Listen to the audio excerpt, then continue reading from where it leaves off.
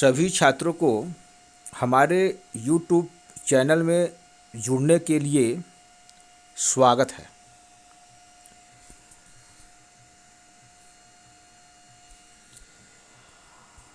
आज हम लोग कक्षा 12वीं भौतिक विज्ञान का प्रश्न बैंक यूनिट 2 का अध्ययन करने जा रहे हैं। माध्यमिक शिक्षा मंडल ने प्रश्न बैंक जारी किया है। प्री बोर्ड का जो पेपर आया है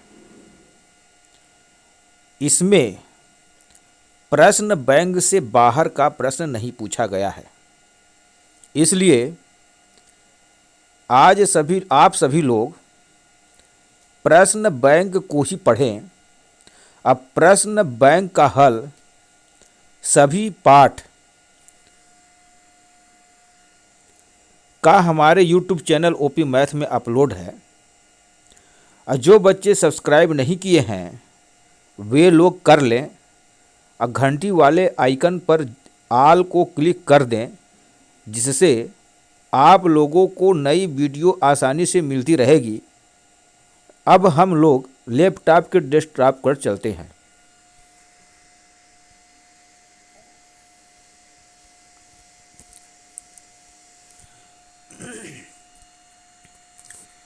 यूनिट 2 इसमें सम्मिलित अध्याय 3 विद्युत धारा, जिसमें निर्धारित अंक 10 अंक का है।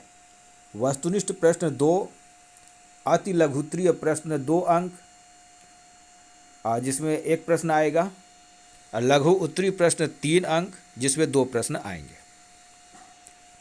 सही विकल्प का चयन कीजिए।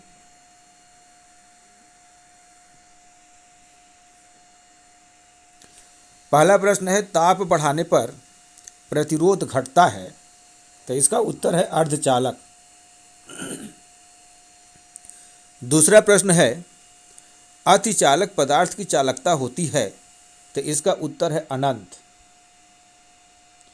तीसरा प्रश्न है, विद्युत सेल होते हैं, तो इसका उत्तर है विद्युत ऊर्जा। चौथा प्रश्न है, किसी तार की प्रतिरोधकता निर्भर करती है, तो इसका उत्तर है डी नंबर पदार्थ पर। रिक्त स्थानों की पूर्ति कीजिए। पहला प्रश्न है, किरचॉफ का प्रथम नियम खाली स्थान ... के इस सिद्धांत पर आधारित है, तो इसका उत्तर है आवेश संरक्षण। दूसरा प्रश्न है, किरचॉफ का द्वितीय नियम ... के सिद्धांत पर आधारित है, तो इसका उत्तर है ऊर्जा संरक्षण। यानी आप लोग ध्यान रखेंगे कि प्रथम नियम जो है आवेश संरक्षण पर आधारित है, और जो दूसरा नियम है किरचॉफ का वो ऊर्जा संरक्षण के सिद्धांत पर आधारित है। तीसरा प्रश्न है, विद्युत धारा यह अदिश राशि है। और चौथा, विद्युत धारा घनत्व यह सदिश राशि है।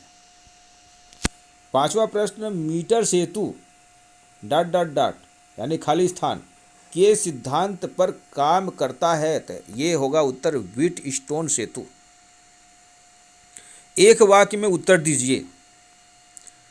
प्रश्न है पहला, विभव मापी की संतुलित स्थिति में इसका कितना प्रतिरोध होता है, तो इसका उत्तर है अनंत।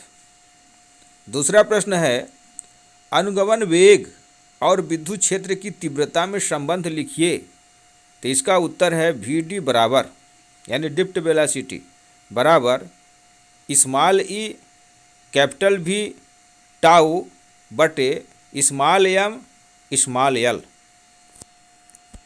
तीसरा प्रश्न है, एक तार को खींचकर उसकी लंबाई 3 गुना कर दी जाती है, तो जांच कीजिए कि उसका प्रतिरोध कितने गुना हो जाएगा, तो 3 गुना हो जाएगा।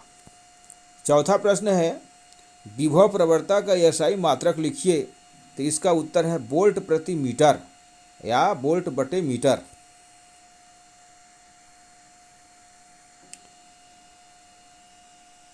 अति लघुत्तरीय प्रश्न है। जैसे पहला प्रश्न है, मोटर गाड़ी को स्टार्ट करने पर उसकी हेडलाइट कुछ मंद हो जाती है, क्यों? दूसरा है किसी सेल का विद्युत वाहक बल मापने के लिए वोल्ट मीटर की अपेक्षा विभव मापी अधिक श्रेष्ठ है क्यों। इन सब का उत्तर एक प्रश्न नंबर 1, 2, 3, 4, 5, 6, 7 ये नोट्स में बना दिया गया है, नीचे है। और यहाँ पे आप ध्यान देंगे जो लघु उत्तरीय प्रश्न है इसका 11 प्रश्न नंबर 11 का उत्तर यहीं पर बता दिए हैं हम। 1/r बराबर 1/2 धन 1/3 धन 1/6। जब इसको हम हल करते हैं तो ये आता है 6/6 नहीं 1, तो इसका तुल्य प्रतिरोध कितना हो जाएगा 1। यहाँ पे जो दिया है प्रश्न नंबर 11 का 3 प्रतिरोध 2 ओम 3 ओम तथा 6 ओम को समांतर क्रम में जोड़ने पर तुल्य प्रतिरोध ज्ञात कीजिए, तो इसका उत्तर कितना होगा 1 ओम। अभी हम लोग इसमें का चल रहे हैं, ये अति लघु उत्तरीय प्रश्न क्रम से चलेंगे। तो ये नीचे से आ गया अति लघु उत्तरीय प्रश्न। पहला प्रश्न है मोटर गाड़ी को स्टार्ट करने पर उसकी हेडलाइट कुछ मंद हो क्यों जाती है। इसका उत्तर है मोटर गाड़ी को स्टार्ट करने पर उसकी हेडलाइट कुछ मंद हो जाती है क्योंकि जब मोटर गाड़ी के इंजन को चालू करते हैं तो उसके बैटरी से अति प्रबल धारा ली जाती है, जिससे बैटरी का विभवांतर V बराबर capital E read I R एक क्षण के लिए घट जाती है। प्रश्न नंबर दूसरा है कि किसी सेल का विद्युत वाहक बल नापने के लिए वोल्ट मीटर की अपेक्षा विभव मापी अधिक श्रेष्ठ है क्यों। 2 नंबर का है तो हम 2 लाइन बनाएंगे। तो इसका उत्तर है वोल्ट मीटर की अपेक्षा विभव मापी निम्न कारण से श्रेष्ठ है। पहला, विभव मापी का कार्य शून्य विक्षेप पर आधारित होता है, अतः सेल से कोई धारा नहीं ली जाती, जबकि वोल्ट मीटर से धारा मापने पर सेल से कुछ न कुछ धारा अवश्य ली जाती है। दूसरा है वोल्ट मीटर अत्यंत सुग्राह्य यंत्र होता है, अत्यधिक धारा प्रवाहित होने पर जलने टूटने या भ्रष्ट होने की संभावना अत्यधिक होती है, जबकि विभव मापी में ऐसा नहीं होता। इन दो कारणों से मेरा विभव मापी श्रेष्ठ है। प्रश्न नंबर 3, किसी कार की संचायक बैटरी का विद्युत वाहक बल 12 वोल्ट है। यदि बैटरी का आंतरिक प्रतिरोध 0.4 ओम हो तो बैटरी से ली जाने वाली अधिकतम धारा का मान कितना होगा। तो इसका उत्तर है बैटरी से ली जाने वाली धारा I बराबर कैपिटल ई बटे स्मॉल आई धन आर। तो यहाँ जहाँ ई बराबर विद्युत वाहक बल, आई बराबर आंतरिक प्रतिरोध, आर बराबर बाह्य प्रतिरोध, इसमें अधिकतम धारा के लिए आर बराबर 0 रखने पर तो ये हो जाएगा आपका आई बराबर 12/0.4। आर का मान 0 हो गया, हम स्मॉल आई का मान रख दिए। स्मॉल आई का मान क्या है 0.4। जब हम इसको हल करते हैं तो कितना आता है 30 एम्पियर। इसका उत्तर कितना हो जाएगा 30 एम्पियर। प्रश्न नंबर 4 है ओम का नियम लिखिए। तो इसका उत्तर है कि यदि किसी चालक की भौतिक अवस्था में परिवर्तन न हो तो उसमें बहने वाली धारा चालक के सिरों के बीच लगाए गए विभवांतर के अनुपाती होती है। पैराग्राफ चेंज करके लिखेंगे यदि विभवांतर भी किसी चालक के सिरों पर धारा I आरोपित करने पर, तो इसका क्या हो जाएगा फार्मूला V प्रोपोर्शनल I। जैसे प्रोपोर्शनल हटाते हैं तो V बराबर RI हो जाता है, जहाँ R क्या है नियतांक है। प्रश्न नंबर जो 7 है, 7 में बोला है कि मीटर सेतु की सहायता से किसी तार का प्रतिरोध ज्ञात करने के प्रयोग के विद्युत परिपथ का रेखा चित्र बनाइए। ये आप चित्र रोक करके आप बना सकते हैं। इसका उत्तर ये 7 है। ये चित्र है आपका, ठीक है ना, जिसमें R है, S है, ये आप चित्र बना लेंगे, ठीक, और नामांकित कर देंगे। नामांकित करने के लिए यहाँ से आप उठा सकते हैं कि क्या क्या है इसमें। देखिए चित्र में एक विद्युत परिपथ तैयार करते हैं। इसमें A और C के बीच क्या है E क्या है एक सेल है, और K क्या है प्लग कुंजी है, और B और D के बीच क्या है धारा मापी कैपिटल G। तो नामांकित कर सकते हैं आप, ठीक है ना। और बी, जो बिंदु बी पर एक स्पर्श कुंजी जोड़ देते हैं जिसे जौकी कहते हैं। इसे जौकी के तार एसी में बाईं ओर से दाईं ओर को चलाकर संतुलन बिंदु की स्थिति ज्ञात करते हैं। आयमन में प्रतिरोध बॉक्स आर बी तथा गैप एक्स वाई में उस तार को जोड़ते हैं जिसका प्रतिरोध यह ज्ञात करना होता है। तो इसमें से जो आपको अच्छा लगे 4-5 नाम लिख दीजिए। जैसे ये कैपिटल जी क्या है, गैल्वेनोमीटर है। यस है अज्ञात। आर क्या है, ज्ञात प्रतिरोध, ठीक है। और ये 1 मीटर का है। और ये क्या है, कुंजी है। के ई क्या है, सेल। तो ये आप नामांकित कर देंगे। अगला प्रश्न चलते हैं हम लोग। अब लघु उत्तरीय प्रश्न है 3 नंबर का कि किरचॉफ के नियम लिखिए तथा उनकी व्याख्या कीजिए। तो किरचॉफ का जो नियम लिखेंगे हम लोग, तो पहला नियम है कि विद्युत परिपथ में किसी भी संधि पर मिलाने वाली समस्त विद्युत धाराओं का बीजगणितीय योग शून्य होता है। तो इसमें आप चित्र किसी तरह से बनाएंगे, लेकिन ये जो है ये बीच में नोड है ये, और इसमें जो धाराएं आती हैं वो धनात्मक होता है, जो धाराएं बाहर जाती हैं वो ऋणात्मक होता है। तो ये जो जाती हैं वो ऋणात्मक, जो आती हैं धनात्मक। तो ये जब सब का हम जोड़ देते हैं तो क्या हो जाता है, 0। इसलिए यहाँ पे समेशन आई बराबर 0 हो जाता है। तो ये आप ध्यान देंगे, यहीं पे लड़के गलत करते हैं। तो ये एक चीज़ ध्यान देंगे, आप अपने मन से लिख देंगे I1 I2 I3 I4। तो ये किसी में आने का बना देंगे, किसी के जाने का, किसी का आने का। जो आता है उसको धनात्मक होगा और जो जाता है उसको ऋणात्मक है। अब फिर यहाँ क्या कर देंगे, समेशन आई बराबर 0। द्वितीय नियम क्या कहता है, किरचॉफ का द्वितीय नियम, कि विद्युत परिपथ के किसी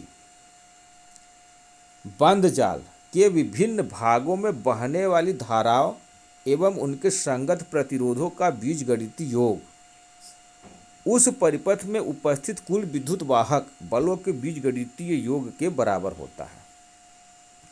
जैसे यहाँ पे चित्र बना है, एक बंद जाल क्या है, ABEF, ए एक बार चक्कर हो गया बंद जाल। दूसरा बंद जाल BCDE फिर B। यहाँ पे आप लूपिंग का ध्यान देंगे। यहाँ पे देखिए इसके संगत प्रतिरोधों का गुणनफल बोला है और बराबर कहा है विद्युत वाहक बल। तो ये ध्यान देंगे। यहाँ पे देखिए, यहाँ पे थोड़ा समझा रहे हैं। जैसे संगत गुणनफल यानी प्रतिरोध और धारा का गुणनफल I1 R1। तो ये यहाँ पे देखिए, ये जो है I1 R1, यहाँ पे I1 धारा है, R1 पर इसका गुणनफल हो गया। अब ये इसकी डायरेक्शन इधर से है, ये धनात्मक होगा। यहाँ पे देखिए इसका डायरेक्शन उल्टा है, ये इसकी दिशा देखिए ई से बी की ओर है। ये डायरेक्शन दिख रहे हैं चिन्ह, तो इसलिए इस क्या होगा, I2 R2 ऋणात्मक होगा। तो ये देखिए I2 R2 ऋणात्मक हो गया, बराबर जो परिभाषा में दिया है क्या बोला है कि विद्युत वाहक बल के बराबर होता है। तो यहाँ पे देखिए E1 इधर से आ रहा है, ये धनात्मक हुआ। यहाँ पे देखिए डायरेक्शन चेंज हो गया, इसका डायरेक्शन इधर है, ये इधर विरोध करेगा, इसलिए क्या हो गया, ऋण E2।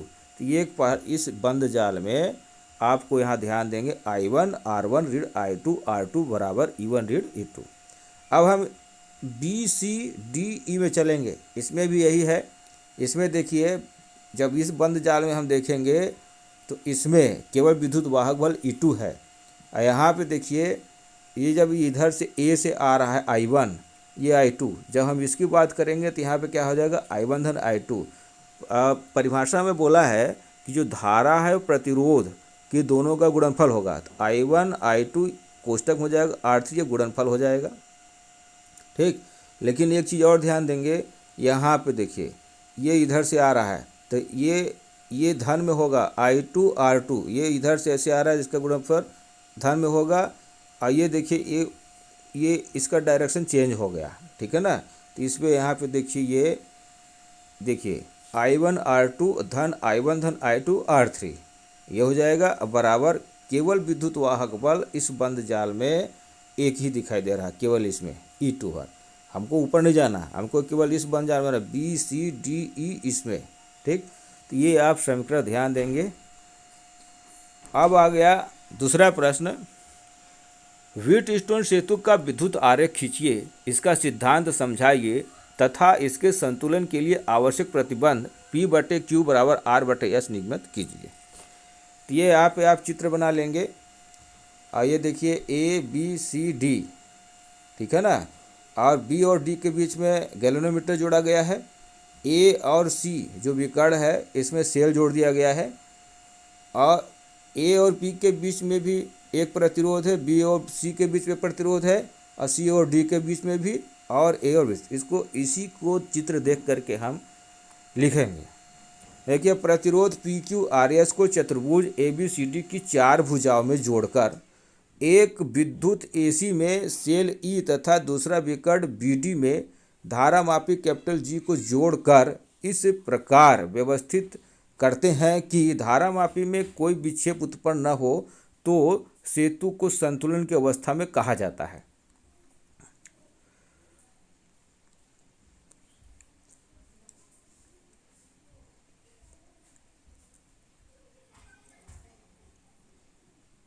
यहाँ से हम आएंगे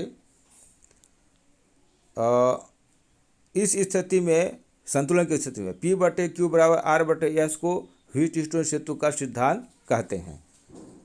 उत्पत्ति यानी इसको हम सिद्ध करेंगे। तो सेल E में से बहने वाली धारा I बिंदु A पर जाकर 2 भागों में बंट जाती है, जिसे पहला भाग धारा I1 प्रतिरोध P और Q से और दूसरा भाग धारा I2 प्रतिरोध R और S से होकर बहती है। तो संतुलन की अवस्था में धारामापी कैपिटल G में से कोई धारा नहीं बहती, अतः किरचॉफ के नियम से। तो यहाँ पे हम किरचॉफ का नियम लगा देंगे। बंद जाल ABDA में I1 पीरियड I2 R बराबर 0, इसको हम पंचांतरण करके इस पार ले जाते हैं, तो I1 P बराबर I2 R, ये समीकरण 1 हो गया। दूसरा बंद जाल BCDB में I1 Q बराबर I2 S, ये 2 हो गया। यहाँ से हम चित्र देखेंगे। देखिए ये चित्र में यहाँ पे देखिए संगत प्रतिरोध, ठीक है ना, ये और ये दोनों बराबर होंगे, और इसमें भी A और A बराबर होंगे, ठीक है। तो ये एक समीकरण हम इसको बना लिए और एक समीकरण ये बना लिए, ठीक, जो आप देख रहे हैं चित्र में। तो चित्र पर ध्यान देंगे। अब यहाँ आ जाइए, समीकरण 1 और 2 में भाग देने पर, समीकरण 1 में समीकरण 2 का भाग दे देंगे तो क्या हो जाएगा, I1 P बटे I1 Q बराबर, ये है I2 R बटे I2 S, काट देंगे, I1 कट जाएगा तो P बटे Q बचेगा, और इस पर R बटे S बचेगा। तो यही व्हीटस्टोन सेतु का सिद्धांत है। अगला प्रश्न है 5वां नंबर।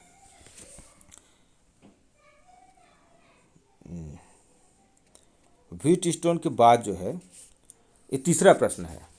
विभवमापी के तार की लंबाई 280 सेंटीमीटर पर एक लेक्लांसी सेल संतुलित होता है। जब इस सेल के श्रेणी क्रम में एक डेनियल सेल जोड़ दिया जाता है तो संतुलन बिंदु 480 सेंटीमीटर की दूरी पर आता है। दोनों सेलों के विद्युत वाहक बल की तुलना कीजिए। जब इसको हम हल करेंगे तो यहाँ पे देखिए, माना कि लेक्लांसी सेल तथा डेनियल सेल, 2 सेल हैं जिनके विद्युत वाहक बल क्रमशः क्या है, E1 और E2 है। यदि लेक्लांसी सेल के साथ संतुलन लंबाई L1 बराबर 280 सेंटीमीटर, तो सूत्र E बराबर KL से अब प्रथम संतुलन के लिए E1 बराबर K, L का मान कितना है 280, E1 बराबर क्या होगा K गुणित 280। अब यदि दोनों सेलों को एक साथ जोड़ने पर संतुलन लंबाई L2 का मान कितना दिया, ये 480 दिया है, 480 सेंटीमीटर आती है, तो कुल विद्युत वाहक बल कितना हो जाएगा, E1 धन E2। तो यहाँ पे द्वितीय संतुलन के लिए E1 धन E2 कितना हो जाएगा, बराबर K गुणित 480, ये 480। तो ये समीकरण 1 हो गया। E1 बराबर K गुणित 280 समीकरण 1, और E1 धन E2 संतुलन की अवस्था में बराबर K गुणित 480 समीकरण 2 हो गया। तो समीकरण 2 में समीकरण 3 में समीकरण 1 का भाग देने पर E1 धन E2 बटे E1, तो E1 धन E2 का मान कितना है 480, और E1 का मान कितना है 280। जब इसका भाग देंगे तो 12/7 आया। और यहाँ पे जैसे हम भाग दे देंगे E1 धन E2, तो एक कट जाएगा तो एक आ जाएगा धन E2 बटे E1 आया बराबर 12/7। एक को पंचांतर कर देंगे तो E2 बटे E1 बराबर 12/7। एक पंचांतर होकर इस पर आया ऋण 1, तो कितना होगा 5/7। तो E1 अनुपात E2 बराबर कितना है, इसको पलट देंगे 7:5, इसका उत्तर हो गया। प्रश्न नंबर 6, ये प्रश्न नंबर इसमें प्रश्न बैंक आपने दिया है 4। किसी सेल के आंतरिक प्रतिरोध टर्मिनल वोल्टता एवं विद्युत धारा में संबंध स्थापित कीजिए। ये प्रश्न है, आप ये चित्र बना लेंगे। ये किसी सेल को हम ई से दर्शाए हैं, उसी सेल का आंतरिक प्रतिरोध क्या है, स्मॉल आर है। ये कुंजी के है, इस सेल का बाह्य प्रतिरोध क्या है, कैपिटल आर है। इसमें धारा आई प्रवाहित हो रही है। यहाँ हम रफ कार्य के हैं, भी बराबर क्या होता है आई आर, तो भी बटे आर बराबर क्या होता है आई। हम यहाँ पे देखिए जो ई है, तो भी की जगह पे हम क्या करते हैं, सेल में ई लिखते हैं ई बटे आर, तो आई बराबर क्या होगा ई बटे आर। यहाँ से हम धारा जब मान करेंगे तो ई को क्या बनेगा, कुल विद्युत वाहक बल बटे कुल प्रतिरोध कर देते हैं। ये इसलिए ये रफ लिखे हैं, आपको परीक्षा में इसको नहीं लिखना है, समझने के लिए लिखा गया है। तो माना कि किसी सेल का विद्युत वाहक बल, किसी सेल का विद्युत वाहक बल कैपिटल ई तथा आंतरिक प्रतिरोध स्मॉल आर है, तो टर्मिनल विभवांतर कैपिटल वी तथा प्रवाहित होने वाली धारा आई है। तो ओम के नियम से परिपथ में बहने वाली धारा, तो आई बराबर क्या होगा, कुल विद्युत वाहक बल बटे कुल प्रतिरोध।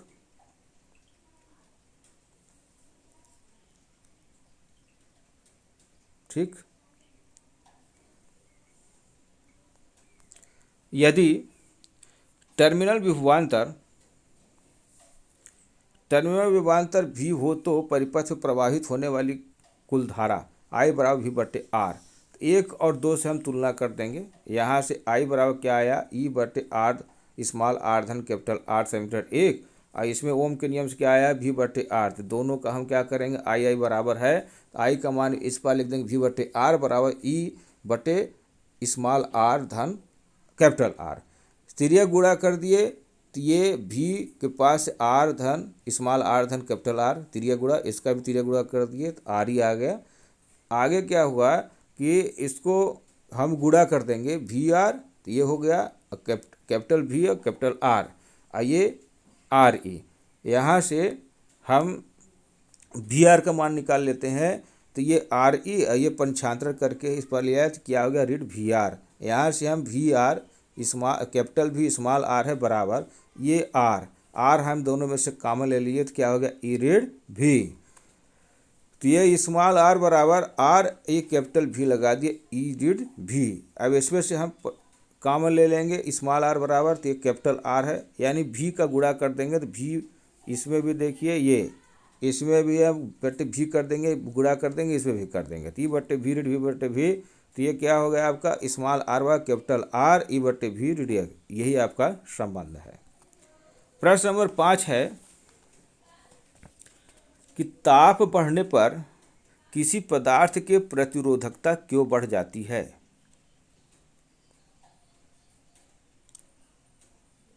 ठीक है ना, तो यहाँ पे किसी पदार्थ की प्रतिरोधकता ताप बढ़ने पर बढ़ जाती है, क्योंकि ताप बढ़ने पर प्रति एकांक आयतन में मुक्त इलेक्ट्रॉनों की संख्या वही रहती है, किंतु विद्युत धारा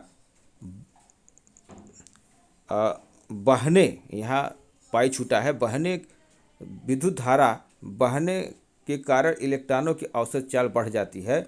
फलस्वरूप मुक्त इलेक्ट्रॉनों और धनायनों के मध्य टक्करों की आवृत्ति बढ़ जाने के कारण विश्रांति काल टाउ का मान कम हो जाता है, जिससे पदार्थ की प्रतिरोधकता बढ़ जाती है। प्रश्न नंबर 6 है 8 वोल्ट विद्युत वाहक बल एक संचालक बैटरी जिसका आंतरिक प्रतिरोध 0.5 ओम है को श्रेणी क्रम में 15.5 ओम के प्रतिरोधक का उपयोग करके 120 वोल्ट के डीसी स्रोत द्वारा चार्ज किया जाता है, तो चार्ज होते समय बैटरी की टर्मिनल वोल्टता ज्ञात कीजिए। तो इसका उत्तर ये देखिए परिणामी विद्युत वाहक बल का हम मान लिख लिए E बराबर 120 ऋण 8, तो कितना हो गया 112। यहाँ पे देखिए चित्र बना दिया 120 है या 8 है, 120 में हम 8 घटा देंगे तो कितना हो गया 112। तो परिपथ पे धारा I बराबर 112, और ये यहाँ पे देखिए कितना है, प्रश्न में भी दिया है 15.5। यहाँ देखिए ये 15.5 है। ये श्रेणी क्रम में कितना है 15.5 ओम के प्रतिरोध का उपयोग करते हैं। तो ये सूत्र में हम मान रख दिए I बराबर V/R होता है, तो 112 अब बटे 15.5, इसको काटे तो कितना हो 7 एम्पियर होगा। तो चार्ज होते समय इस समय बैटरी की टर्मिनल वोल्टता, तो ये भी सूत्र है देखिए E धन कैपिटल IA, तो E का मान 8 है, I का मान 7 आया है, 1 एम्पियर का मान 0.5 है। जब इसको हम गुणा करेंगे तो 7.3.5, 8 धन 3.5 बराबर कितना 11.5 वोल्ट। ये आपका उत्तर है। प्रश्न नंबर 7, इसमें प्रश्न है कि 10 वोल्ट विद्युत वाहक बल वाली बैटरी जिसका आंतरिक प्रतिरोध 3 ओम है, किसी प्रतिरोधक से संयोजित है। तो यदि परिपथ में धारा का मान 0.5 एम्पियर हो तो प्रतिरोधक का प्रतिरोध क्या है? जब परिपथ बंद है तो सेल की टर्मिनल वोल्टता क्या होगी? तो यहाँ पे E का मान 10 वोल्ट दिया है, R का मान 3 ओम दिया है, I का मान 0.5 है। तो ये सूत्र है I बराबर E अब बटे R धन कैपिटल R धन स्मॉल r। तो यहाँ से ये R धन कैपिटल R धन स्मॉल r यहाँ रख देते हैं, ये हार में चला गया, तो ये सूत्र है आपका E बटे I। तो E का मान यहाँ से देखिए पंचांतर कर दिए कैपिटल R, तो ये -R हो गया, ये E बटे I माइनस R। इसका मान E का मान कितना 10, I का मान 0.5 है, स्मॉल r का मान 3 है। तो इसको जब हल करते हैं तो 20 ऋण 3, 20 ऋण 3 में 17 ओम आ गया। ठीक, तो यहाँ से V का मान निकल गया, V बराबर क्या होता है E ऋण IR। तो यहाँ से आपका E का मान तो पता ही है 10 है, ऋण I का मान 0.5 है, R का मान 3 है, इसको हल करते हैं तो 8.5 वोल्ट आ जाता है। अगला प्रश्न है, यहाँ 2 प्रश्न है इसमें देखिए। प्रश्न है 8वां प्रश्न है लघु उत्तरी प्रश्न 8वां कि सेलों के समांतर क्रम अश्रेणी क्रम संयोजन के तुल्य प्रतिरोध के लिए सूत्र स्थापित कीजिए। तो यहाँ से देखिए ये है आपका श्रेणी क्रम में, ये श्रेणी क्रम में जुड़ा हुआ है R1 R2 R3, ये विभवांतर है V1 V2 V3, इसमें सेल जोड़ दिया गया है, धारा बह रही है। तो V बराबर परिणामी विभवांतर के द्वारा V1 V2 धन V3। तो यहाँ से थोड़ा लिखना पड़ेगा, प्रतिरोध को श्रेणी क्रम में जोड़ने के लिए पहले प्रतिरोध के दूसरे सिरे से तथा दूसरे प्रतिरोध के पहले सिरे से तथा दूसरे प्रतिरोध को दूसरे सिरे को तीसरे प्रतिरोध के पहले सिरे से जोड़ दिया जाता है। तो पहले प्रतिरोध के पहले सिरे और अंतिम प्रतिरोध के दूसरे सिरे को बैटरी के साथ जोड़ दिया जाता है। आइए अपने भाषा में लिखेंगे, ठीक है। तो प्रतिरोध में कैपिटल I धारा प्रवाहित हो रही है जिसमें विभव क्रम से V1 V2 और V3 है। तो कुल विभव कितना होगा? V बराबर IR1 IR2 IR3, I common ले लेंगे तो R1 R2 R3। यहाँ से यदि परिणामी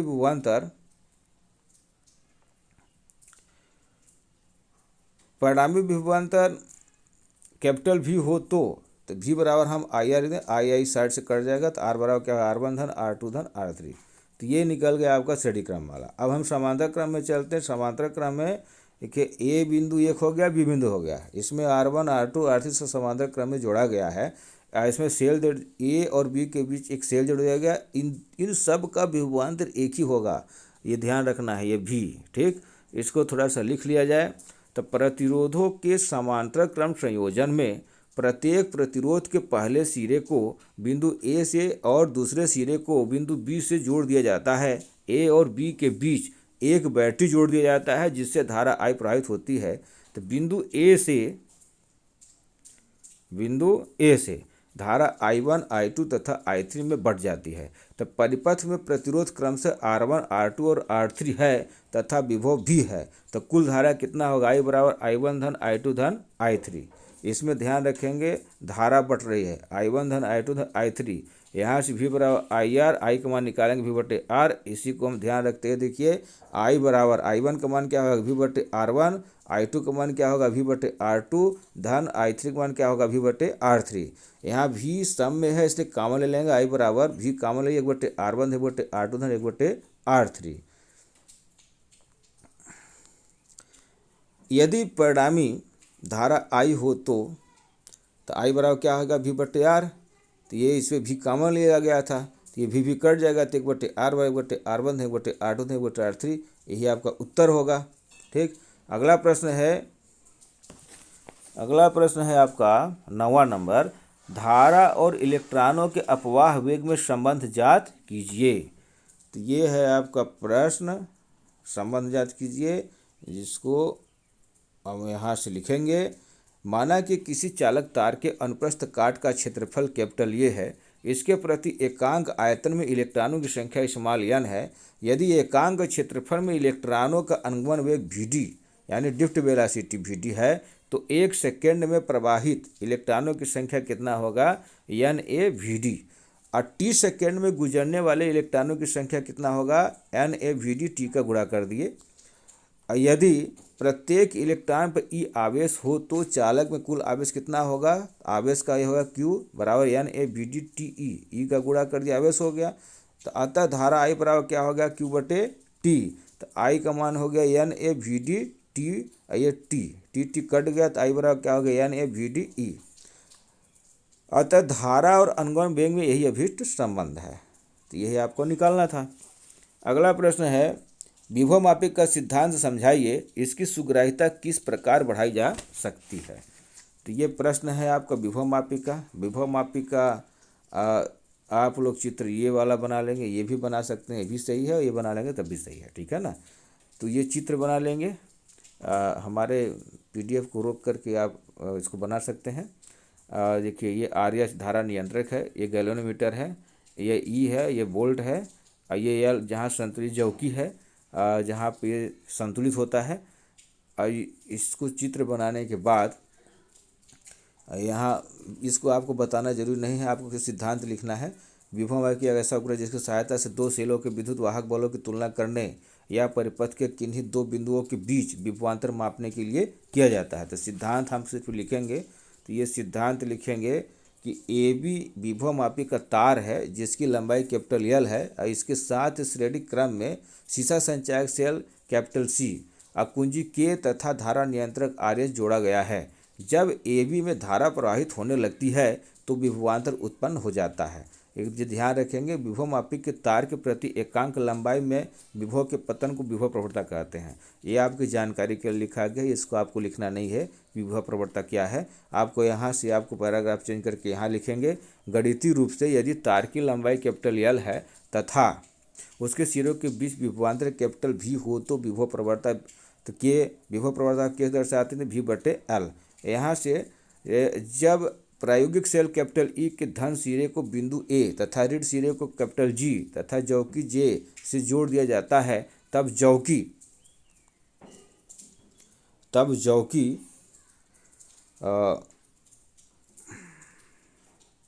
AB से स्पर्श करा करके ठीक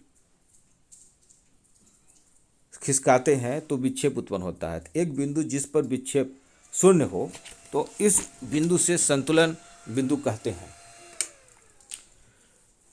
स्थिर रख देते हैं, ठीक ना, संतुलन बिंदु कहते हैं, स्थिर रखते हैं। तो माना कि उच्च विभव के बिंदु A से संतुलन बिंदु की दूरी स्मॉल L है, तब सेल का विद्युत वाहक बल E बराबर क्या होगा KL।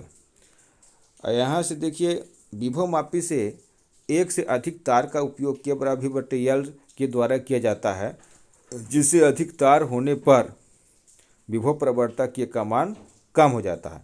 जो प्रश्न में दिया गया है कि सुग्राह्यता अधिक होने के लिए क्या होना चाहिए, तो इसमें L का मान क्या होना चाहिए, कम होना चाहिए। विभव मापी की सुग्राह्यता अधिक होने के लिए L का मान कम से कम होना चाहिए। तो बच्चों ये आज का टॉपिक ख़त्म हुआ। इसे ज़्यादा से ज़्यादा बच्चों तक शेयर करें, जिनमें हर बच्चों को प्रश्नों का सही उत्तर मिले। इसे हम कई किताब से ढूंढ करके बनाए हैं, और जहाँ भी न समझ में आप कमेंट कर सकते हैं, उसको हम समझाने का प्रयास करेंगे। जो बच्चे ज़रूरतमंद हों उन्हें बोलें कि आप लोग सब्सक्राइब करें। आज का टॉपिक ये ख़त्म हुआ। धन्यवाद।